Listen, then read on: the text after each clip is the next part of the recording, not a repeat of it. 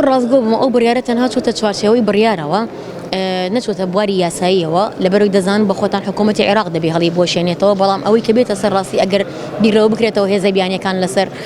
زەوی عێراق و عەرزی عێراق دەربکرێ کە ئەوان لە چوارچێوەی تەحالوفی کاتونە لە دژی شەڕی داعش ئەو کاتە کارەکانیان ئەنجام داوە کە دەتوانێت حکوومەتی عێراق ئەمە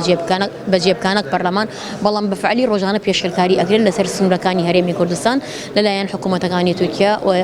پێشم وایە ئەگەر باز لە دەرکردنی هێزی بیانی بکەین پێویستە هەموو حکومەتەکانی دەوروبەرمان بە ئێران و سعودیە و هەموو تورکیا و هەموو لایەنەکان ڕێز لە خەڵک و سەروەری عێراق بگرن ئەو کاتە هیچ هێزێک نەمێنێ کە پێمان وایە بەشێک لەو هێزانە بوونیان هەیە یاخود جاری وای بردومان هەبووە لە ناو خاکی عێراق و بەشێکیش لەو فشارە سیاسی ئەوە فشارێکی بۆ کەمکردنەوەی و حاڵەتی دەرونی ئەو وەزع و بارودۆخەی عێراق بوو کە پێم وایە سیراعێکی نێودەوڵەتی و ئیقلیمی هەیە لەسەر ئاستی عێراق بەداخەوە عێراق بۆتە چقی ململانی تەصفیەکردنی هەندێک حساباتی سیاسی کە ئەمە سەروەریەکەی پێشێڵ دەکا کە هەموو کات دەبێ ڕێگەی لێ بگیرێ بۆیە ئەگەر باس لە هێزی بیانی بکرێ ئەبێ هەموو لایەنێک بگرێتەوە.